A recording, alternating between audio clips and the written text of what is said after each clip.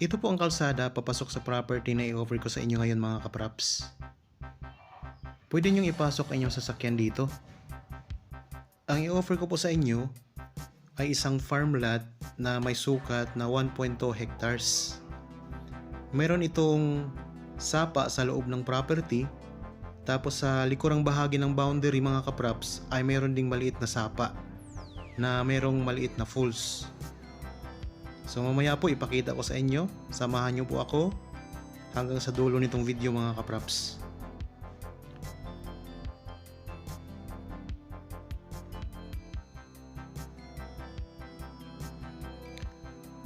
Pansamantala po, dito muna ipapark ang sasakyan. Ito po yung pinaka dead end mga kapraps. Nakapropose po dito na lalagyan ng tulay na sementado. Pag nagawa po yung tulay mga kapraps, diretso na po yan mismo sa property. Yan, ito po ang gagawang tulay dito. Didiretsuhin po yan. Idudugsong. Pansamantala ay magkakaroon tayo ng right of way dito. 3 meters ang lapad. Yan po ang kalsada. Tapos ito po ang magiging right of way. Ito ay matatagpuan natin sa bayan ng Liliw, Laguna. Tara po, pasukin natin ang property.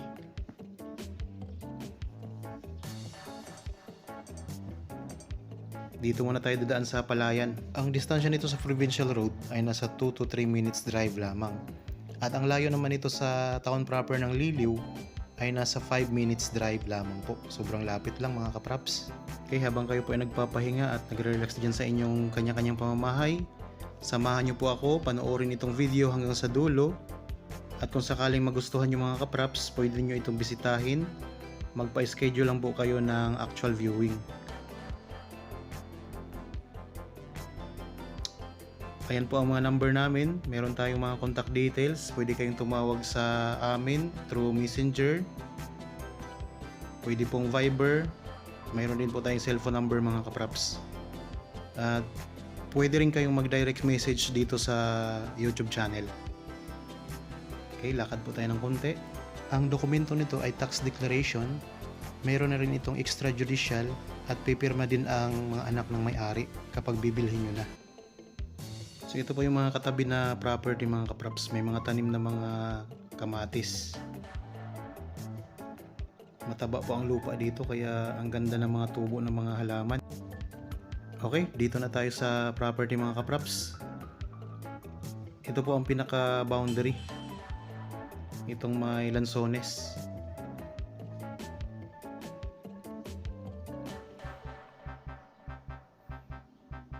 Itong lansones ang pinaka nagsisilbing boundary mga kapraps.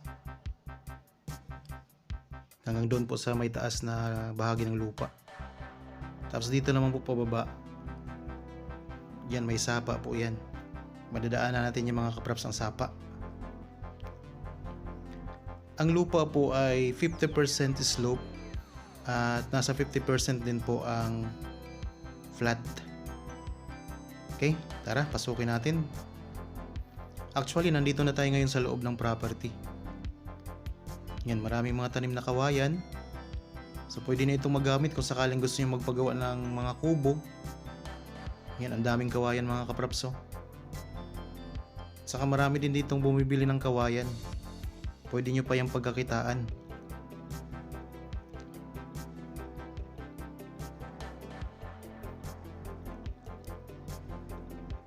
Okay, ito na po ang sapa. Napakalinis po mga kapraps. Ito'y nasa loob mismo ng property. Kaya kung sakaling mabili nyo ang property mga kapraps, sakop na itong sapa. Pwede nyo pa po yung i-develop. Pwede pong maligo kasi malinis ang tubig. Ayan o. Ang lamig pati mga kapraps.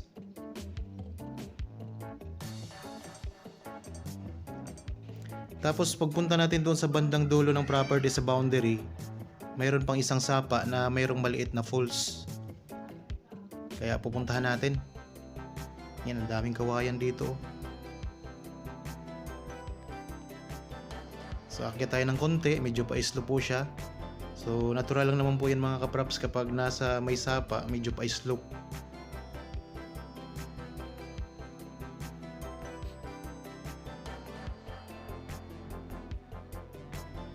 Yan, ang daming kawayan pa dito.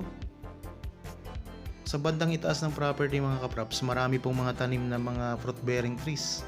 May mga lansones, mga saging, niyog, may guyabano, at mayroon pang puno ng durian. Yan, ito mga puno ng niyog. May mga lansones pa oh.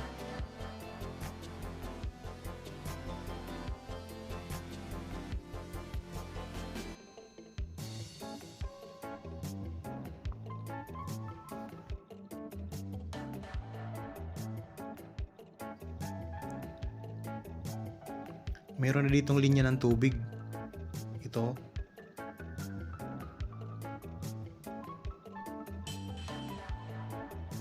Okay, akyat po tayo mga kaprops. Magandang araw po mga kaprops. Welcome back sa Budshot Properties channel. Ako po si Buds, ang inyong makakasama para sa ating virtual viewing. Para sa mga bago pa lang po sa aking channel, huwag niyo pong kalimutang mag-subscribe at pindutin na rin po ang notification bell para maging updated kayo sa mga bagong property na available. Tara na po!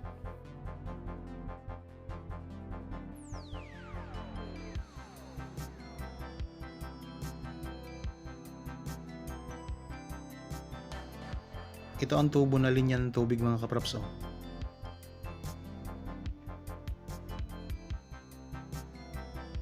Ayan, ang daming mga prutas dito sa taas.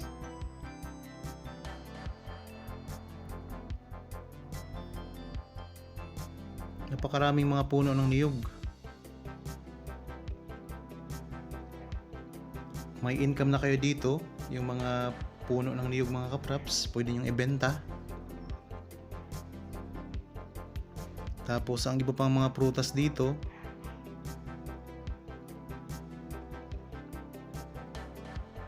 yan, puno ng langka, mangga,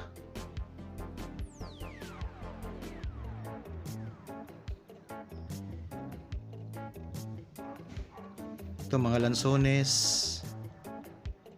May mga bunga na dito ang lansones mga kaprops. Ayun naman po ang puno ng durian oh.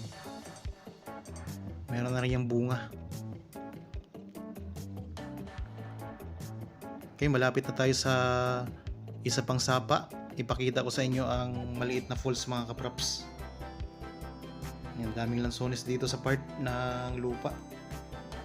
May mga bunga na yan oh.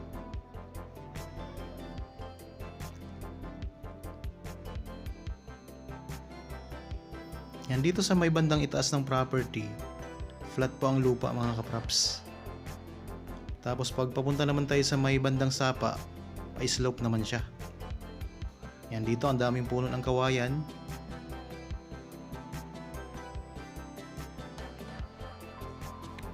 Pwede nyo itong i-develop mga kaprops, gawing resort o kaya ay camping site. Napakaganda nito. Yan, ito na po ang sapa. Ito yung pinaka-boundary ng property. So may dalawa po siyang sapa. Itong isang sapa na ito, mayroon siyang maliit na falls. Yan, malinis din po ang tubig, malinaw. Ayan o, ang falls mga kaprops. Nandito lang tayo sa bandang itaas, kaya di natin masyadong kita ang bagsak ng tubig.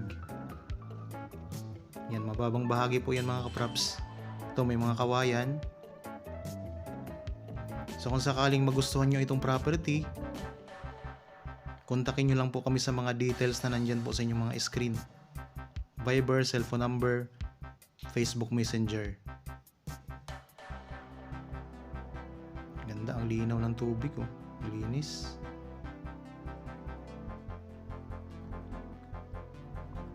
So kung ganitong property ang inyong hinahanap, ano pang hinihintay ninyo po? Ang complete details pwede nyo makita sa description box.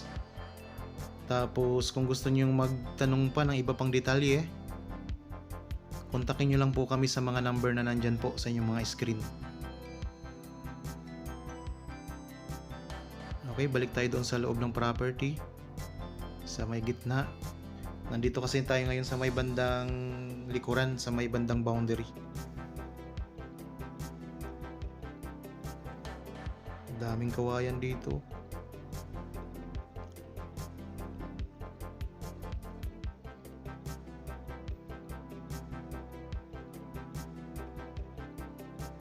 Ulitin ko lang po, ang property na ito ay mayroong sukat na 1.2 hectares at matatagpuan po natin dito sa bayan ng Liliw, Laguna.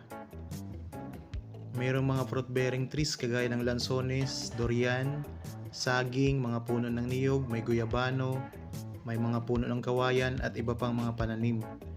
Mayroon itong dalawang sapa, ang isa po ay nasa loob mismo ng property at ang pangalawa po ay nasa boundary na may maliit na falls.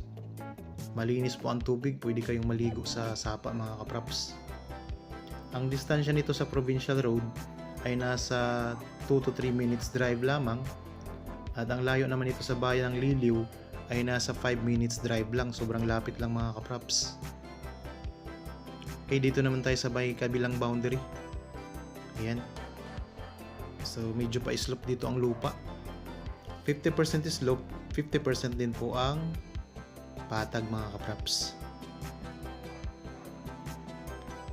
Dito may marami namang mga puno ng saging sa part na ito.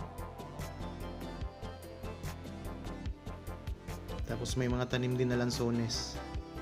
Meron ding durian.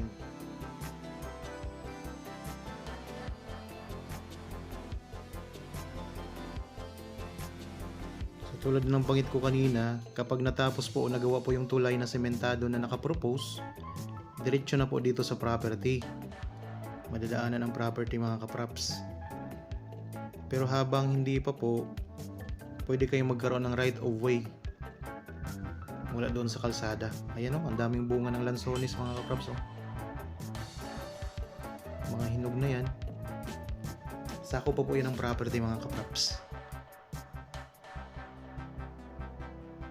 Magiging inyo na po yan kung sakaling mabili nyo ito.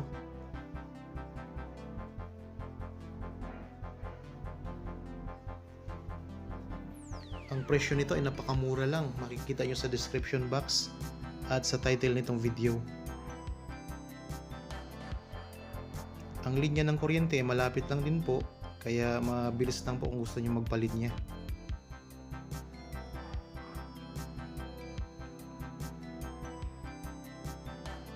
Yan po ay pababa papunta dun sa ilog. Pa-slope yan.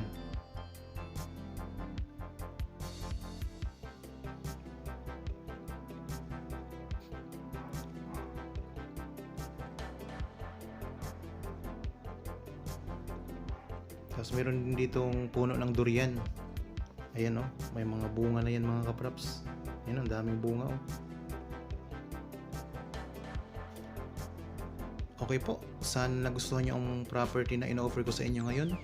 Para po sa bago pa lang sa aking channel at napadaan lamang po sa aking channel, huwag nyo pong kalimutang mag-subscribe at pindutin na rin po ang notification bell para maging updated kayo sa mga bagong property na i-offer po namin. Maraming salamat po, lagi tayong mag-iingat at God bless po sa ating lahat mga kapraps.